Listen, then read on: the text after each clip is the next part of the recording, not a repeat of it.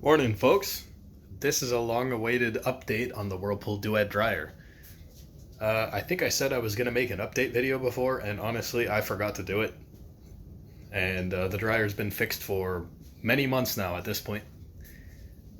I think I fixed it like 2 weeks after I after I posted that last video on it. So all the problems have been sorted.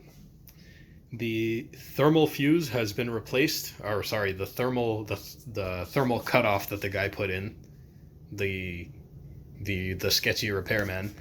It's been replaced with a proper thermal fuse kit, a proper thermal cutoff, and all the thermostats have been put back where they belong. The dryer runs absolutely perfect now. The problem with the dryer's heater overheating actually did end up being this seal, as I thought. Well, not that I thought. I think I knew it. I don't even remember what I said in the last video. But the seal's been fixed, and everything runs absolutely perfect. It looks like something got burnt to the heater here. I'm not sure what that is. Whatever, that's not important. That'll burn off eventually. Oh, oops.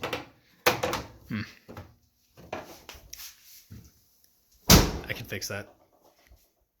And anybody who tells you that a new electric dryer is more efficient than an old one can go kick rocks. Like, it's not true. Like, electric heat, 11 or was it 5400 watts is 5400 watts, whether it's in 1958 or whether it's right now.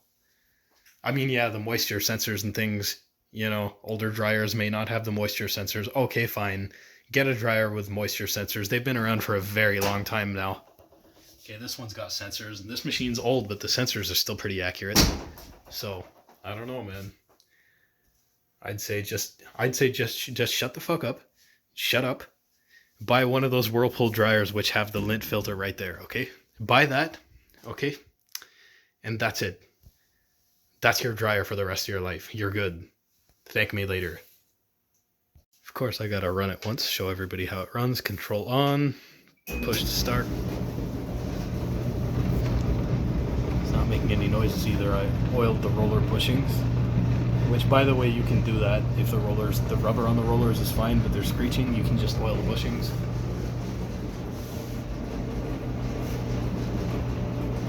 Looks like a dream. 34 minutes. That would go up if it detected moisture, but it didn't because it's empty. Nice and quiet, no more rattling except for that. What is that? It's a new rattle. Of course it does that when it's on video. Oh, whatever.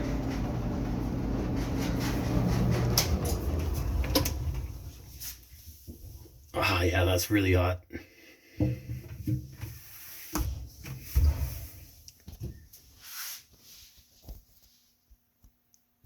Now, I'm going to tell you guys a little bit of a story.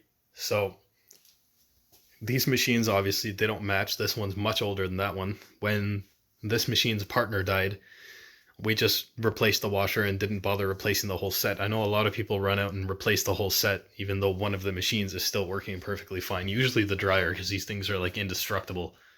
There's almost never an excuse to throw the dryer out unless the panel dies, the motor dies, or the panel dies or the motor dies. There's no real reason to replace it. Everything else is very cheap. Every replacement part you can possibly think of, it's cheap. Well, every part that you could possibly need. Like a belt, a lint filter, a heating element. So anyways, I get a lot of shit for having non-matching machines. Everybody looks at you, you're some kind of caveman or something like that. But one of my friends, he had a matched set. I forget what the machines were, but they were either LG or Samsung. And the dryer, which was not even, I don't think it was even 10 years old yet. The control panel, this was a much newer machine, by the way. The panel died. And I think it was $500 to replace it, not even including the labor. Right? Not even including the labor and the diagnosis for that. So, the whole machine ended up going to the garbage over the panel. It had a perfectly good heater in it, had a perfectly good motor in it. Everything else was fine. Just because of the panel, it went to the trash. So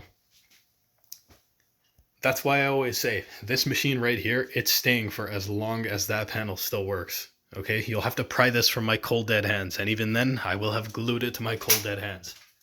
So in the end of all that, my friend, he tossed the machine out, and then they ended up going out and buying the updated model of the exact same dryer, same brand and everything. And he himself is like, well, when this one dies in a few years, we'll just replace it again. That's just kind of, what else can we do? For that, I give you folks a warning. Okay? If you have a dryer that works perfectly fine, okay, you got no complaints about it, don't replace it just because it's old. Okay? Trust me, you might regret that someday. My friend sure did. Well, that's it for the update video, I guess. I'll see you next time. Have some fun under the sun.